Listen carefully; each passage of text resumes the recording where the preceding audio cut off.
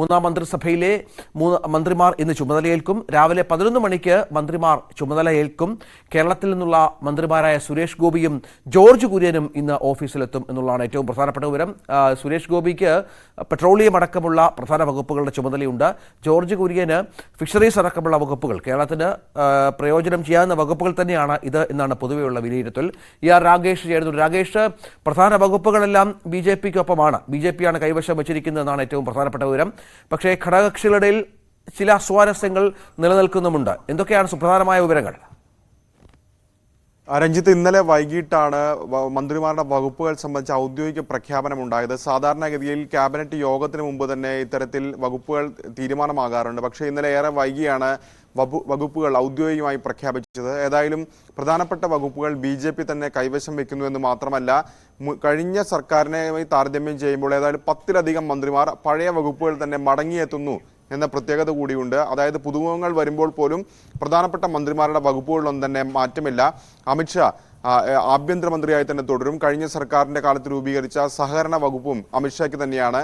രാജ്നാഥ് സിംഗ് തന്നെയാണ് പ്രതിരോധ മന്ത്രി. ഒപ്പം നിർമ്മല സീതാരാമൻ ധനമന്ത്രാലയത്തിൽ തുടരുന്നു. S. ജയശങ്കർ വിദേശകാര്യമന്ത്രിയായി വീണ്ടും ചുമതലയേറ്റിരിക്കുന്നു. അങ്ങനെ 4 പ്രധാനപ്പെട്ട വകുപ്പുകളിൽ BJP തന്നെ വരുന്നു. നിതിൻ ഗഡ്കരി, ആദ്യ 2 സർക്കാരിന്റെ കാലത്തും നിതിൻ ഗഡ്കരി റോഡ് ഗതാഗത മന്ത്രി തന്നെയായിരുന്നു. നിതിൻ ഗഡ്കരിയുടെ വകുപ്പിലും ഏതായാലും മാറ്റമില്ല. പക്ഷേ JP നഡ്ഡയുടെ കാര്യത്തിലേക്ക് വരുമ്പോൾ അദ്ദേഹം നിലവിൽ BJP ദേശീയ അധ്യക്ഷനാണ്. 1ാം മോദി സർക്കാരിന്റെ കാലത്ത് അദ്ദേഹം ആരോഗ്യമന്ത്രിയായിരുന്നു. 3ാം മോദി സർക്കാരിൽ അദ്ദേഹം മടങ്ങിയെത്തുമ്പോൾ ആ വകുപ്പിൽ തന്നെയാണ് അദ്ദേഹം ഉള്ളത് എന്നാണ് പ്രധാനപ്പെട്ട കാര്യം. പ്രത്യേകിച്ച് ദേശീയ അധ്യക്ഷനാണ് അദ്ദേഹം.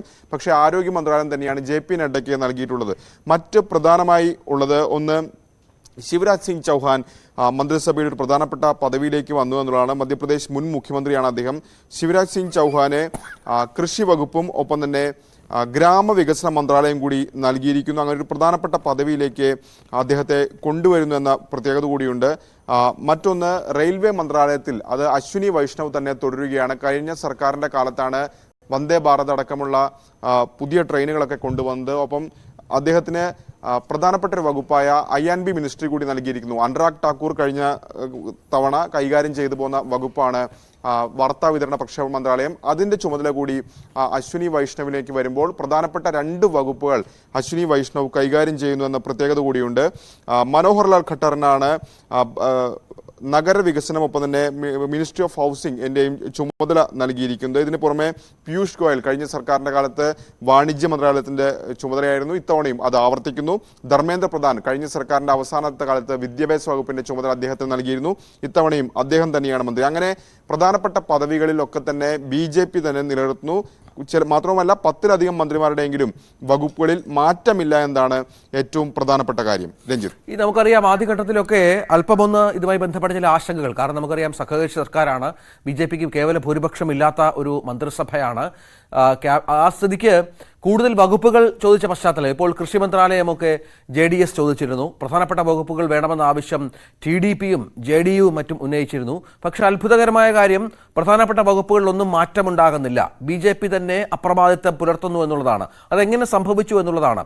ഏത് രീതിയിലാണ് ഈ ഘടകകക്ഷികളെ അനുനയിപ്പിക്കാൻ BJP കേന്ദ്ര നേതൃത്വത്തിനായത്? രാഗേഷ്, രഞ്ജിത്ത്, 4 വീതം മന്ത്രിസ്ഥാനമാണ് TDPയും JDUവും ചോദിച്ചിരുന്നത്. പക്ഷേ അവർക്കിപ്പോൾ 2 മന്ത്രിസ്ഥാനമാണുള്ളത്. ഒരു ക്യാബിനറ്റ് മന്ത്രിയും ഒപ്പം ഒരു സഹമന്ത്രി സ്ഥാനവും.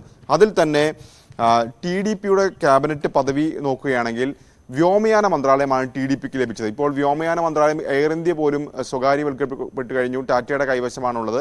അപ്പോൾ പോലും കഴിഞ്ഞ സർക്കാരിൻ്റെ കാലത്ത്, അതായത് 1ാം മോദി സർക്കാരിൽ TDP അംഗമായിരുന്നു. അന്നും ഇതേ വകുപ്പാണ് TDPക്ക് നൽകിയിരുന്നത്. പക്ഷേ ഇപ്പോൾ ഒരു കൂട്ടുകക്ഷി സർക്കാരിൽ NDAയുടെ തന്നെ 2ാമത്തെ കക്ഷിയായി നിൽക്കുമ്പോഴും അതേ വകുപ്പ് തന്നെയാണ് ലഭിക്കുന്നത്. രാംമോഹൻ നായിഡു ഇത്തവണ മന്ത്രിയാകുന്നു. കഴിഞ്ഞ 2014 അത് അശോക് ഗജപതി രാജുവായിരുന്നു. വ്യത്യാസം മാത്രമാണ് നിലവിലുള്ളത്. പക്ഷേ ഈ സംസ്ഥാനങ്ങളുടെ കാര്യം എടുക്കുകയാണെങ്കിൽ മറ്റ് ചില ആവശ്യങ്ങളിൽ സർക്കാർ അല്ലെങ്കിൽ BJP വഴങ്ങിയിട്ടുണ്ട് എന്ന് വേണം മനസ്സിലാക്കാൻ. അതിലേറ്റവും പ്രധാനപ്പെട്ട കാര്യം സംസ്ഥാനത്ത് പ്രത്യേക സാമ്പത്തിക സഹായം, പാക്കേജ് തുടങ്ങിയ കാര്യങ്ങളിൽ ഏതെങ്കിലും ധാരണ ഈ രണ്ട് പാർട്ടികളുമായി ഒരുപക്ഷെ ഉണ്ടായിട്ടുണ്ടാകാം.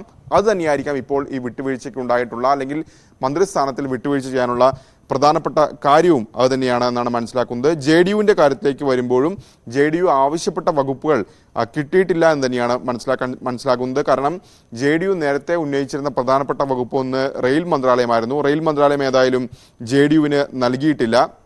അതിനു പുറമെ ജലശക്തി മന്ത്രാലയവും ചോദിച്ചിരുന്നു JDU. അതിലേക്കും ഏതായാലും JDUവിന് ആ മന്ത്രാലയവും ലഭിച്ചിട്ടില്ല. അപ്പോൾ സ്വാഭാവികമായും JDUവും ഇത്തരത്തിൽ ബീഹാറിനായി പ്രത്യേക പാക്കേജ് തുടങ്ങിയ കാര്യങ്ങളിലായിരിക്കും JDUവും ഏതായാലും പരിഗണന നൽകിയിരിക്കുന്നതെന്നാണ് മനസ്സിലാക്കാൻ സാധിക്കുന്നത്. ഈ മന്ത്രിസഭയിൽ പ്രധാനപ്പെട്ട വകുപ്പുകളിലേക്ക് വന്ന മറ്റൊരു പ്രധാനപ്പെട്ട നേതാവ് കിരൺ റിജിജു ആണ്. കാരണം റിജിജു കഴിഞ്ഞ സർക്കാരിൻ്റെ കാലത്ത് രവിശങ്കർ പ്രസാദ് മാറ്റിയ ശേഷം റിജിജുവിനെ നിയമ മന്ത്രാലയം ഏൽപ്പിച്ചിരുന്നു. പക്ഷേ അവസാനത്തെ പുനഃസംഘടനയിൽ റിജിജുവിനെ താരതമ്യേന പ്രാധാന്യം കുറഞ്ഞ ഭൗമശാസ്ത്ര മന്ത്രാലയത്തിലേക്ക് മാറ്റിയിരുന്നെങ്കിൽ ഇത്തവണ പാർലമെന്ററി കാര്യ വകുപ്പ് എന്ന സുപ്രധാന പദവിയിലേക്ക് റിജിജു മടങ്ങിയെത്തുകയാണ്. കഴിഞ്ഞ സർക്കാരിൽ പ്രഹ്ലാദ് ജോഷി കൈകാര്യം ചെയ്തിരുന്ന വകുപ്പാണ്. പ്രത്യേകിച്ച് പ്രതിപക്ഷവുമായൊക്കെ തന്നെ സഭയുടെ സുഗമമായ നടത്തിപ്പൊക്കെ തന്നെ കൈകാര്യം ചെയ്യേണ്ടി വരുന്ന വകുപ്പാണ്. അങ്ങനെ ഒരു കീ പോസ്റ്റിലേക്ക് റിജിജുവിനെ കൊണ്ടുവരുന്നു. ഒപ്പം ന്യൂനപക്ഷ ക്ഷേമത്തിൻ്റെ മന്ത്രിസ്ഥാനവും റിജിജുവിനാണ് നൽകിയിരിക്കുന്നതെന്നാണ് ഇതിലെടുത്തു പറയേണ്ട കാര്യം. ഒപ്പം ചിരാഗ് പാസ്വാൻ അടക്കമുള്ള നേതാക്കൾക്ക് ക്യാബിനറ്റ് പദവി ഇതിനോടകം തന്നെ നൽകിയിട്ടുമുണ്ട്. ഒപ്പം ജിതൻ റാം മാഞ്ചിക്കും സമാനമായ രീതിയിൽ ക്യാബിനറ്റ് പദവി നൽകിയിട്ടുണ്ട്. ഈ മറ്റൊരു വിവരം പുറത്തു വരുന്നത് ശിവസേന ഷിൻഡായ് വിഭാഗത്തിന്റെയും അജിത് പവാർ വിഭാഗത്തിന്റെയും ഒക്കെ ചില എതിർപ്പുകൾ അല്ലെങ്കിൽ ചില വിമർശനങ്ങൾ ഈ ഘട്ടത്തിൽ മുന്നോട്ട് വരുന്നുണ്ട്. കാരണം അവരെയൊന്നും വേണ്ട രീതിയിൽ പരിഗണിച്ചില്ല. അജിത് പവാർ വിഭാഗത്തിനൊക്കെ 7 MP-മാരുള്ള കക്ഷിയാണ്. 4 MP-മാർക്ക് ഒരു മന്ത്രി തലത്തിലായിരുന്നല്ലോ കാര്യങ്ങൾ. പക്ഷെ അതൊന്നും കാര്യമായ പരിഗണന അവർക്ക് ലഭിക്കാത്ത പശ്ചാത്തലമുണ്ട്. മഹായുതി സഖ്യത്തിൽ ചില പ്രശ്നങ്ങൾ മഹാരാഷ്ട്രയിൽ ഉടലെടുക്കുന്നു. തെരഞ്ഞെടുപ്പ് ഫലവുമായി ബന്ധപ്പെട്ട അതിനുശേഷമുള്ള ക്യാബിനറ്റ് രൂപീകരണവുമായി ബന്ധപ്പെട്ട എന്നുള്ള വിവരങ്ങൾ പുറത്തു വരുന്നുണ്ട്. ഏത് തരത്തിലാണ് ഇത് പരിഹരിക്കാനാവുക? അതോ പ്രശ്നം കൂടുതൽ വഷളാകാനുള്ള സാഹചര്യമാണോ മഹാരാഷ്ട്രയിലുള്ളത്? രാകേഷ്, രഞ്ജിത്ത്, മഹാരാഷ്ട്രയിൽ കാര്യങ്ങൾ കൂടുതൽ വഷളാകാനുള്ള സാധ്യതയാണുള്ളത്. അതിൽ ഒന്നാമത്തെ കാര്യമായി സൂചിപ്പിക്കേണ്ടത് ഈ തെരഞ്ഞെടുപ്പിൽ കരുത്ത് തെളിയിച്ചത് നിലവിൽ ഇന്ത്യ മുന്നണിയുടെ ഭാഗമായ NCPയും ശിവസേനയുമാണ്. പക്ഷേ മഹായുതി സഖ്യത്തിലേക്ക് NDAയിലേക്ക് വരുമ്പോൾ ശിവസേന താരതമ്യേന മോശമല്ലാത്ത പ്രകടനം കാഴ്ചവെച്ചു. കാരണം ഇപ്പോൾ NDA സഖ്യത്തിൻ്റെ മൊത്തം സീറ്റുകൾ നോക്കുകയാണെങ്കിൽ സഖ്യകക്ഷികളിൽ ഏറ്റവും വലിയ മൂന്നാമത്തെ കക്ഷി ഷിൻഡെ വിഭാഗം ശിവസേനയാണ്. കാരണം TDPക്ക് 16, JDUവിന് 12, അതിനുശേഷം ഇപ്പോൾ ഷിൻഡെ വിഭാഗം ശിവസേനയ്ക്ക് 7 സീറ്റ്. അവിടെയാണ് ഷിൻഡെ വിഭാഗം ശിവസേന പ്രതിഷേധിക്കുന്നത്. അവരുടെ പരിഭവം അവിടെയാണ് നിൽക്കുന്നത്. കാരണം ഒരു സീറ്റുള്ള ഹിന്ദുസ്ഥാനി അവാമി മോർച്ചയ്ക്ക് മന്ത്രിസ്ഥാനം കൊടുത്തു. ജിതൻ റാം മാഞ്ചി മന്ത്രിയായി. 5 സീറ്റാണ് ചിരാഗ് പാസ്വാൻ ഉള്ളത്. ബീഹാറിൽ നിന്നുള്ള നേതാവാണ്. ചിരാഗ് പാസ്വാനും ക്യാബിനറ്റ് പദവി നൽകി. അപ്പോൾ എന്തുകൊണ്ട് ശിവസേനയ്ക്ക് അത്തരമൊരു ക്യാബിനറ്റ് പദവി നൽകിയില്ല എന്ന ചോദ്യം പരസ്യമായി ചോദിക്കുകയാണ് ശിവസേന. പ്രത്യേകിച്ച് 7 സീറ്റുകൾ നിലവിൽ ഈ കൂട്ടുകക്ഷി സർക്കാരിൽ ഏറ്റവും നിർണായകമായ ഒരു നമ്പറാണ്. അപ്പോൾ എന്തുകൊണ്ട് ശിവസേനയെ ഇത്തരത്തിൽ പരിഗണിക്കുന്നില്ല എന്നാണ് പ്രധാനപ്പെട്ട ചോദ്യം. ലോക്സഭയിലെ ശിവസേനയുടെ ചീഫ് വിപ്പായ നേതാവ് തന്നെയാണ് ഈ ആരോപണം ഉന്നയിക്കുന്നത് എന്നാണ് ഏറ്റവും ഗൗരവമുള്ള കാര്യം.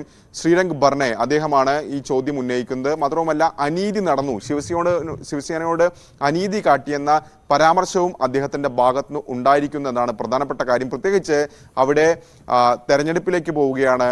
മഹാരാഷ്ട്രയിൽ ഈ വർഷം അവസാനം മഹാരാഷ്ട്ര നിയമസഭാ തെരഞ്ഞെടുപ്പാണ്. ആ ഒരു ഘട്ടത്തിൽ ഒരു സ്വതന്ത്ര ചുമതലയുള്ള മന്ത്രിസ്ഥാനം മാത്രം നൽകിയത് അപമാനിക്കലാണ് എന്നാണ് അവരുടെ പരാതി. നേരത്തെ അജിത് പവാർ പക്ഷവും സമാനമായ പരാതി ആവർത്തിച്ചിരുന്നു. അതിന് BJPയുടെ വാദം അല്ലെങ്കിൽ BJPയുടെ മറുപടി പ്രതീക്ഷിച്ചൊരു പ്രകടനം അജിത്തിന്റെ ഭാഗത്തുനിന്ന്, ആ പക്ഷത്തിന്റെ ഭാഗത്തുനിന്ന് ഉണ്ടായില്ല എന്നുള്ളതാണ്. കാരണം അവർക്ക് 1 സീറ്റ് മാത്രമാണ് വിജയിക്കാൻ സാധിച്ചത്. പക്ഷേ ശിവസേനയുടെ കാര്യത്തിലേക്ക് വരുമ്പോൾ അങ്ങനെയല്ല. അവർ 7 സീറ്റുകളിൽ വിജയിച്ചിട്ടുണ്ട്. നിലവിലെ കൂട്ടുകക്ഷി സർക്കാരിലെ പ്രധാനപ്പെട്ട നമ്പറാണ് 7 അംഗങ്ങൾ എന്ന് പറയുന്നത്. അപ്പോൾ അവിടെ പരിഗണന കിട്ടിയിട്ടില്ല എന്ന വാദമാണ് ഉന്നയിക്കുന്നത്. ഏതായാലും അജിത് പക്ഷത്തുള്ള MLA-മാരിൽ പലരും തിരിച്ച് ശരത് പവാർ ക്യാമ്പിലേക്ക് പോകും എന്ന അഭ്യൂഹങ്ങളൊക്കെ ഉണ്ടായിരുന്നു തെരഞ്ഞെടുപ്പ് ഫലം പുറത്തു വന്നതിന് ശേഷം. പക്ഷേ ഷിൻഡെ വിഭാഗം പ്രതീക്ഷിച്ച പോലെ ഒരു പ്രാതിനിധ്യം കിട്ടാത്ത സാഹചര്യത്തിൽ ആ ക്യാമ്പിലും ഇനി ഒരുപക്ഷെ തർക്കങ്ങൾക്ക് വഴിവെച്ചേക്കാം. അതാണ് ആ പാർട്ടി അലട്ടുന്ന പ്രധാനപ്പെട്ട കാര്യം. ഈ മന്ത്രിസ്ഥാനം ഇന്നാണല്ലോ ഈ മന്ത്രിമാർ ഓഫീസുകളിലെത്തി സ്ഥാനമേൽക്കുക. അതായത് വളരെ പ്രധാനപ്പെട്ട വകുപ്പുകളിൽ നേരത്തെയുള്ള മന്ത്രിമാർ തന്നെയാണ്. അതിലൂടെ ഒരു ഭരണ തുടർച്ച, അതായത് പിന്തുടർന്നു വന്ന വികസന പദ്ധതികൾ, റെയിൽവേ വികസനമായാലും റോഡ് വികസനമായാലുമുള്ള കാര്യങ്ങളിൽ ഒരു തുടർച്ച സ്വാഭാവികമായും പ്രതീക്ഷിക്കുന്നു.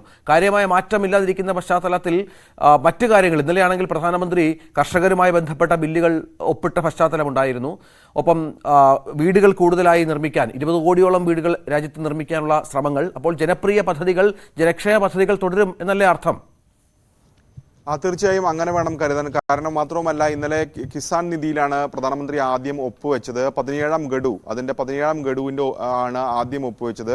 ഒപ്പം കർഷകർക്കൊപ്പമുണ്ട് എന്ന് പ്രധാനമന്ത്രി ആവർത്തിക്കുകയും ചെയ്തു. അതിനോടുമായി കൂട്ടി വായിക്കാൻ കഴിയുന്ന ഒരു പ്രധാനപ്പെട്ട കാര്യം, ഇത്തവണ കർഷക സമരം നടന്ന മേഖലകളിലൊക്കെ തന്നെ വലിയ തിരിച്ചടി BJPക്ക് നേരിടുകയുണ്ടായി. പഞ്ചാബിൽ സാധാരണഗതിയിൽ ഗുരുദാസ്പൂർ അടക്കമുള്ള മണ്ഡലങ്ങളിൽ BJP വിജയിക്കാറുള്ളതാണ്. പക്ഷേ ഇത്തവണ ഒറ്റ സീറ്റിലും അവിടെ വിജയിക്കാൻ സാധിച്ചില്ല. ഹരിയാനയിലെ 10 സീറ്റിൽ 5 ഇടത്ത് തോറ്റു, 5 സീറ്റ് മാത്രമാണ് ലഭിച്ചത്. അങ്ങനെ ഒരു സാഹചര്യമൊക്കെ തന്നെ ഇത്തവണ നിലവിലുണ്ടായിരുന്നു. UPയിലും സീറ്റുകൾ കുറഞ്ഞു. ആ ഒരു ഘട്ടത്തിലാണ് ഏതായാലും ഇത്തരമൊരു തീരുമാനം പ്രധാനമന്ത്രിയുടെ കൂടി ഭാഗത്ത് നിന്ന് ഉണ്ടായതെന്നത് പ്രധാനപ്പെട്ട കാര്യമാണ്. ഇതിന് പുറമെ പഞ്ചാബിൽ നിന്നൊരു നേതാവിനെ, ലോക്സഭാ തെരഞ്ഞെടുപ്പിൽ മത്സരിച്ച് പരാജയപ്പെട്ട ബിട്ടുവിനെ മന്ത്രിസ്ഥാനം നൽകിയെന്നുകൂടി ഇതിനുമായി കൂട്ടി വായിക്കാവുന്ന കാര്യമാണ്. കാരണം കോൺഗ്രസ് നേതാവായിരുന്നു ബിട്ടു. പക്ഷേ തെരഞ്ഞെടുപ്പിന് തൊട്ടു മുമ്പ് MP സ്ഥാനം രാജിവെച്ചുകൊണ്ട് BJPയിലെത്തുന്നു. അങ്ങനെ മത്സരിച്ചെങ്കിലും പരാജയപ്പെടുകയായിരുന്നു. പക്ഷേ പഞ്ചാബിൽ BJP ശ്രദ്ധ കേന്ദ്രീകരിക്കുന്നു. കർഷക സമരം അടക്കമുള്ള വിഷയങ്ങൾ അവിടെ BJPയെ ബാധിച്ചിട്ടുണ്ട്. അതുകൂടി കണക്കിലെടുത്തുകൊണ്ട് പഞ്ചാബിനൊരു മന്ത്രിസ്ഥാനം നൽകുക കൂടി BJP ചെയ്തിട്ടുണ്ട്. അപ്പോൾ സ്വാഭാവികമായും അത്തരം ഉണ്ടായ പാളിച്ചകൾ പരിഹരിക്കാനുള്ള നീക്കങ്ങളും ഇതിനോടൊപ്പം തന്നെ നടക്കുന്നുണ്ട്. ഏതായാലും ഇന്ന് മന്ത്രിമാർ ചുമതലയേൽക്കുകയാണ്. 11 മണിയോടുകൂടി ഭൂരിഭാഗം മന്ത്രിമാരും ഓഫീസിലെത്തി ചുമതലയേൽക്കും. ചില മന്ത്രിമാരെങ്കിലും അത് മാറ്റിവെക്കാറുണ്ട്. അടുത്ത ദിവസങ്ങളിലായിരിക്കും ചുമതലയേൽക്കൽ നടക്കുക. പക്ഷേ ഭൂരിഭാഗം മന്ത്രിമാരും ഇന്ന് തന്നെ ചുമതലയേൽക്കും. രഞ്ജിത്ത്, അതാണ് പ്രധാനപ്പെട്ട സാഹചര്യം. ഇന്ന് മോദി സർക്കാരിന്റെ 3ാം മോദി സർക്കാരിലെ മന്ത്രിമാർ ചുമതലയേൽക്കുന്ന ദിവസമാണ്. പ്രധാനപ്പെട്ട വകുപ്പുകളെല്ലാം BJP നിലനിർത്തുന്ന സാഹചര്യം ഇതിനോട് ചേർത്ത് വായിക്കണം. ഇതിനടക്കം നിരവധി